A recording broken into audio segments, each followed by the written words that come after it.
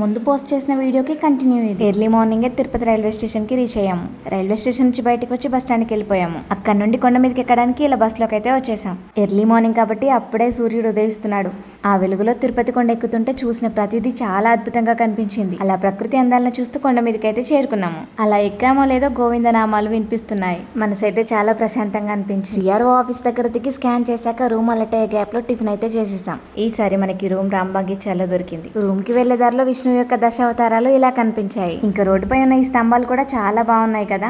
Room లో fresh అయ్యి mini కళ్యాణ కట్టలో 3 కత్తెర్లు అయితే సమర్పించాము. అక్కడ నుంచి రూమ్ కి వెళ్లి స్నానాలు చేసి రెడీ అయిపోయి జపాలికి బస్ లో స్టార్ట్ అయ్యాం. స్వామివారి దర్శనం ఇదే రోజు సాయంత్రం ఉంది కాబట్టి ఒక జపాలి మాత్రమే వెళ్లి రావాలని డిసైడ్. ఎంట్రన్స్ నుంచి టెంపుల్ వరకు ఒక 1.5 కిలోమీటర్ అయితే నడవాల్సి ఉంటుంది. భక్తులు ఇలా రాళ్ళని ఎందుకు పేరుస్తారో మీకు తెలిస్తే కామెంట్ చేయండి. టెంపుల్ 12 కి క్లోజ్ చేస్తారని తెలిసి ఫాస్ట్ గా వెళ్ళిపోయాము. జపాలి హనుమాన్ దర్శనం అయితే చాలా బాగా జరిగింది. హారతి తీసుకుని బయటకు వచ్చాక టెంపుల్ క్లోజ్ చేశారు.